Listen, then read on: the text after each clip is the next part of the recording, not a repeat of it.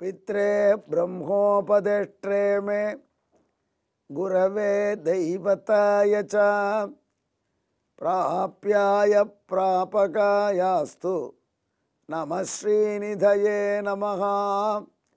அன்புள்ள விஜய் தொலைக்காட்சி நேயர்களே, உங்கள் அனைவருக்கும் என்னுடைய வணக்கங்கள் மற்றும் வாழ்த்துக்கள். கீதையிலே கண்ணபிரான் 18வது அத்தியாயத்திலே 61வது ஸ்லோகமாக ஒன்று அருளி செய்கிறார். ஈஸ்வர சர்வபூதானாம் ஹிருத்தேசே அர்ஜுன திஷ்டதி பிராமயன் சர்வபூதானி யந்திராரூடானி மாயையா. கீதைக்கு பல உரைகள் இருக்கின்றன.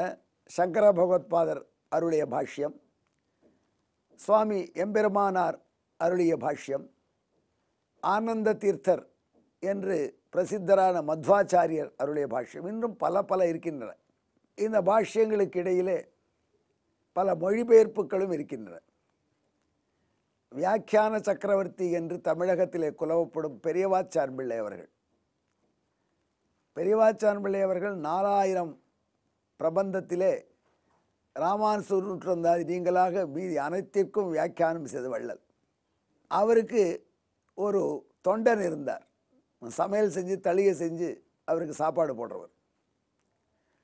ஒன்றும் படிக்கலை, நிரக்ஷர குச்சி. ஆனால் ஆள் நன்னா இருப்பார்.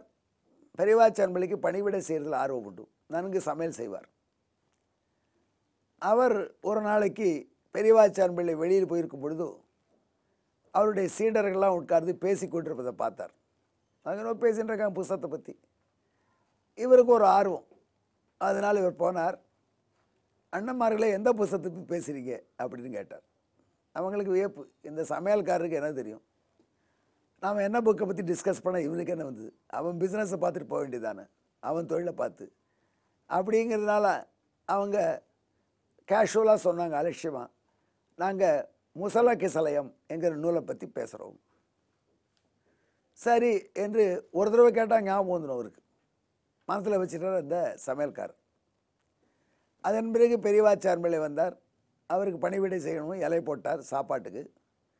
அப்போ சொன்னார், சுவாமி, இன்றைக்கி பெரிய வாக்குவாதம் உங்கள் சிஷ்டர்கிட்ட. என்ன புஸ்தகம் தெரியுமா, முசல கிசலயம். முசல கிசலயமா? அப்படி புஸ்தகம் கிடையாது. முசலம்னா உலக்க, கிசலயம்னா கொழுந்து, உலக்க கொழுந்துன்னு அர்த்தம். நீ அவங்கள போய் புஸ்தகம் என்னன்னு கேட்டபோது சொன்னாங்களா?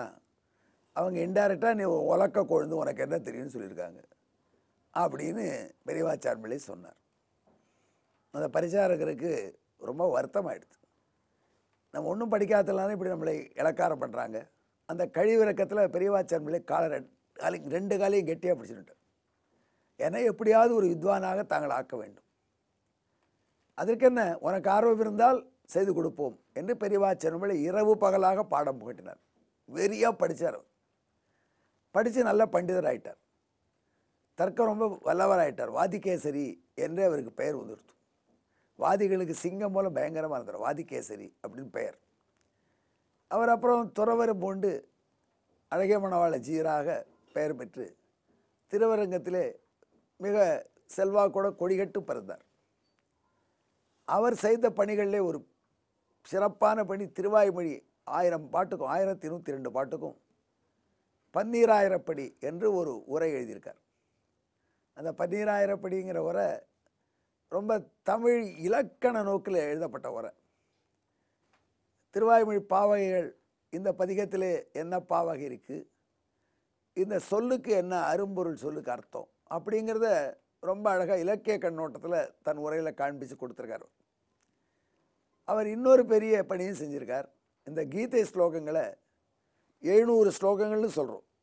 அவைகளை அப்படியே தமிழிலே இனிய செம்பாகமான வெண்பாவாக பாடியிருக்கார். அது மிக பிரசித்தமாக இருக்க வேண்டிய புஸ்தகம். அது தமிழ் வெண்பால, தூய தமிழில் வெண்பாவாகவே கண்ணனுடைய வார்த்தைகளை நமக்கு கொடுக்கிறது. இப்பொழுது நான் 18வது அத்தியாயத்தில் உள்ள ஸ்லோகத்தை குறிப்பிட்டேன் அல்லவா, அதற்கு இந்த கீதை வெண்பாவை பாருங்கள். ஈசன் அவன் ஒருவன், எல்லார் இதயமாம் தேசன் அதில் நிற்கும். சீர்விசையா பாசமுடன் எல்லா உயிர்களையும் மாயையினாலே திரிக்க வல்லான் இயந்திரத்திலே வைத்து.